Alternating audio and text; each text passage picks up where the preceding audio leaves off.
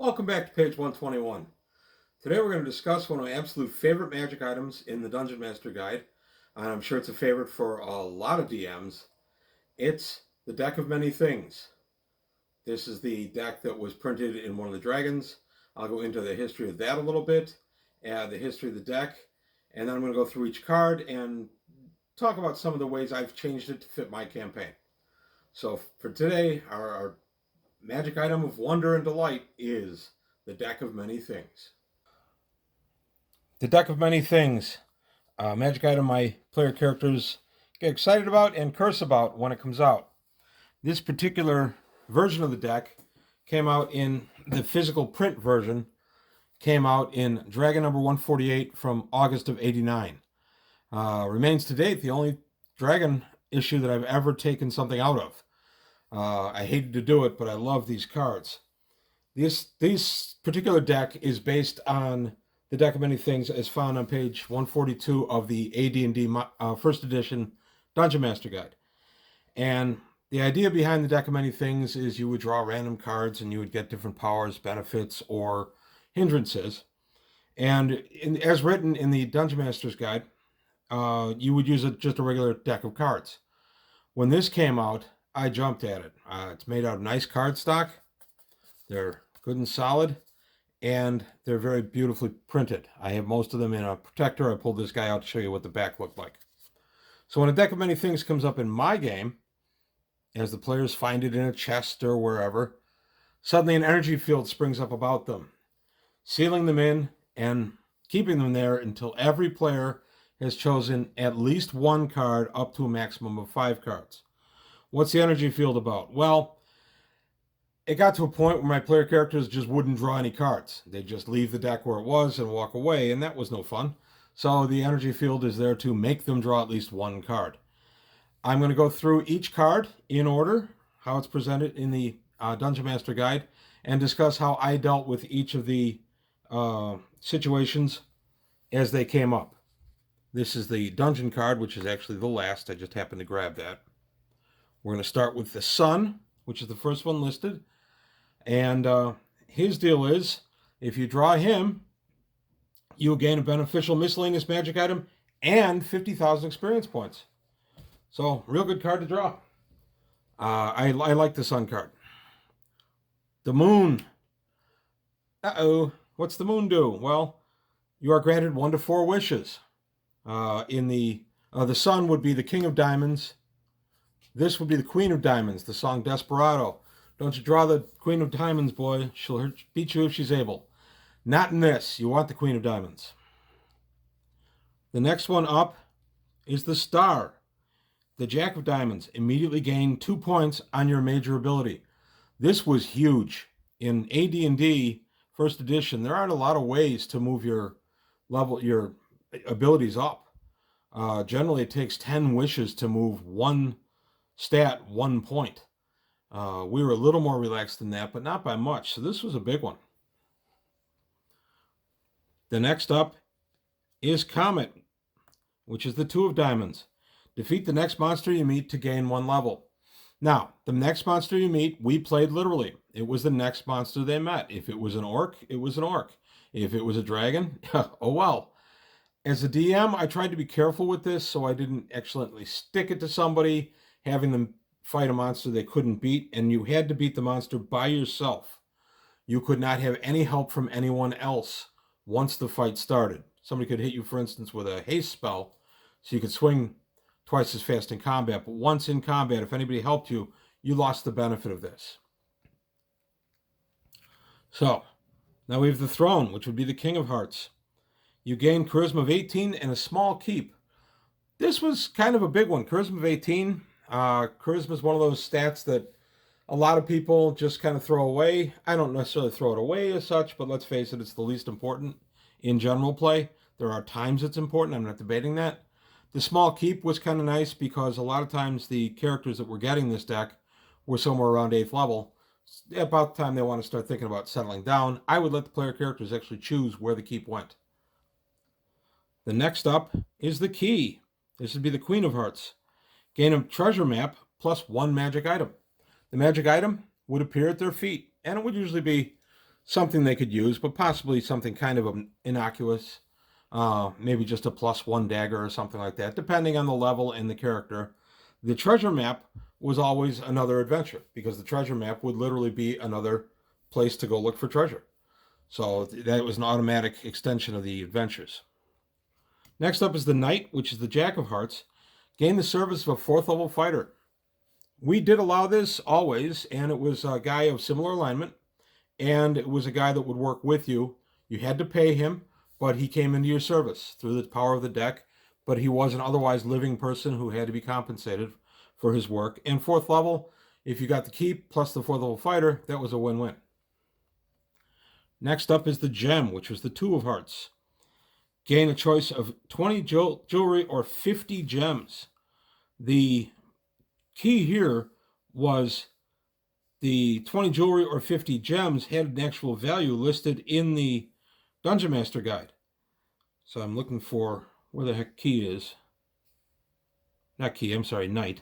No wonder I couldn't find it. Gem. Gem's the one I'm on. Sorry. Indicates wealth. The jewelry will all be gold set with gems. The gems all 1,000 gold piece base value. With this wealth should come experience points equal in level, but never more than sufficient to rise 1 level of experience.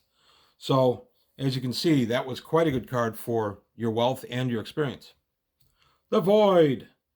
Body functions, but soul is trapped elsewhere. We dealt with this a couple of different ways. The body was still there, but your soul was gone. So the body couldn't do anything. It just kind of stood there and drooled. I would usually let the person be taken out of the dungeon, and then I would do a side adventure where the rest of the party and then the player who was affected by this would take another character, and they would go on a side quest to locate where the soul was residing. I always put it in some kind of periapt of some kind, and then once they got the body near the periapt, it could be repopulated. So this is a good way to generate another adventure for the party. I would also allow, if you got a wish, I would allow a wish from the deck of many things. 1 wish would reverse the Void. Flames. This is the Queen of Clubs, or the Void was King of Clubs. Flames, they are the Queen of Clubs. Enmity between you and a devil. This didn't mean an instant fight. This meant there was a devil out there that didn't like you. I used this to very good effect a couple of times as an ongoing thing in a campaign, whether it was a player character who was being stalked by a devil who would send minions after him and eventually encounter him himself. The Skull. This is the Jack of Clubs. Defeat death or be forever destroyed. The death is called out here is relatively weak unless you're around 5th level or so. Minor death, AC -4, hard to hit. 33 hit points, strikes for 2 to 16, never misses, and always strikes first in the round. Once you get up around 8th, 10th level, that's formidable but not insurmountable. So I would play around with the death a little bit based on who drew it. Talons. This was a bad one. A 2 of Clubs, all magic items you possess are torn from you. This would be with you, at home, in a bag of holding, in portable hole, wherever. They were gone. Again, we would do a side quest for this where you could find where they went. And if there was an enmity with the devil, then the devil was the one that took it, so we could kind of roll that in. Or I would allow a wish from the deck of many things to negate this. Ruin. This is the King of Spades. Immediately lose all wealth and real property. All wealth would be, we did not include magic items in this, but we did include any kind of gold, platinum, jewels, anything like that. And if you had gotten the keep, you lost that when you got Ruin. Again, reversible with a wish. Okay, this is the Queen of Spades. Urail. -3 on all saving throws versus petrification. Could be negated with a wish from the deck. 9 times out of 10, people just kind of lived with it. The Rogue. This would be the Jack of Spades. One of your henchmen turns against you. And again, this wasn't necessarily immediate. And a henchman in this case could be the guy that, your banker. He's not a henchman per se, but we did count him. Anybody that was providing a service specifically for you, we allowed to be the person. So I built up a couple of nice side tracks where the person handling the player character's money was actually embezzling from him once this card came into play. It ended up having a lot of good role-playing aspects. The Balance. 2 of Spades. Change alignment or be judged. Actually, this gave you an opportunity to go ahead and most players would just be judged simply because they were pretty much playing what they should have anyway. As weighed and balanced, perform accordingly, and you have to go to a radically different alignment, so diametrically opposed. So if you're chaotic good, you have to go to lawful evil.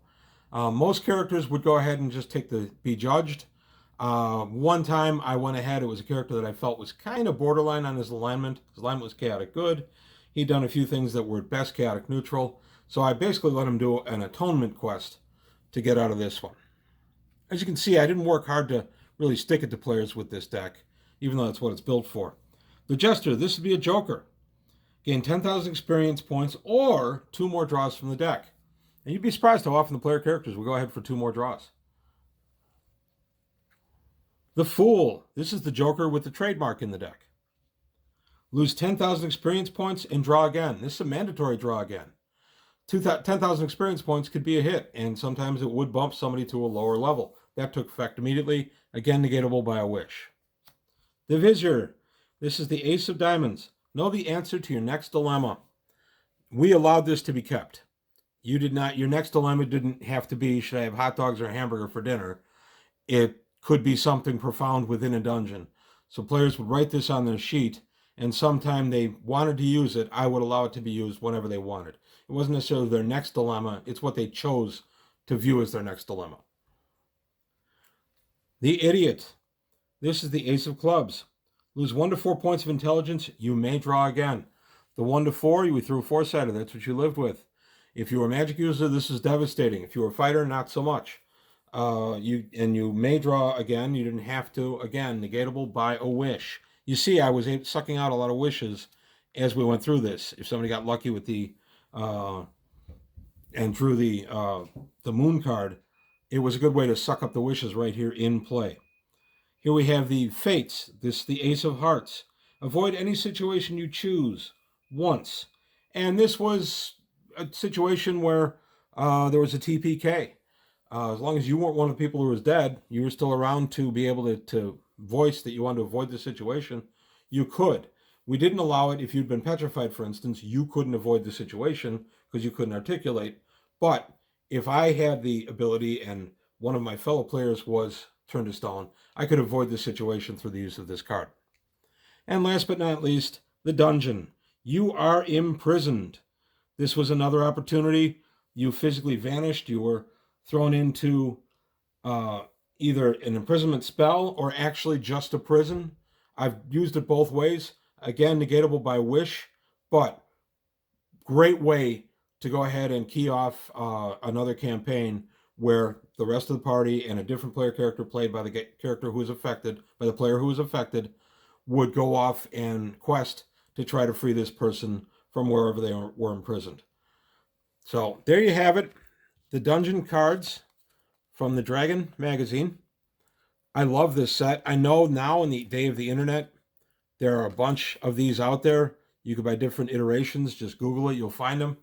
And there are a bunch of different versions of the Deck of Many Things that have been done for various editions of D&D. There are even multiples that have been done for first edition. This is the one that I like the most. This is the one that's nearest and dearest to my heart. And still the one I roll, or the one I use. Just an interesting side note. I had a game a few years ago where I was DMing unexpectedly. The game I had designed ran short, so I put a Deck of Many Things in, but it was a full deck of cards. We did not play with the 2 jokers, so you couldn't gain 10,000 experience points, and you couldn't lose 10,000 experience points, but everything else was good. But we did it as poker. It was 5-card draw. There were 4 players. You had to put a magic item in the pot. Needless to say, this was a very high-level group. And the idea behind it was that you had to have the lowest hand to win. So it's very interesting because the best cards are the, Jack through Ace. Yet here we were playing for the lowest hand to be the winner.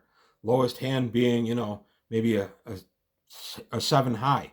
So you had to balance the desire to have the lowest hand, thereby winning the hand, but still have something in your hand that was worthwhile.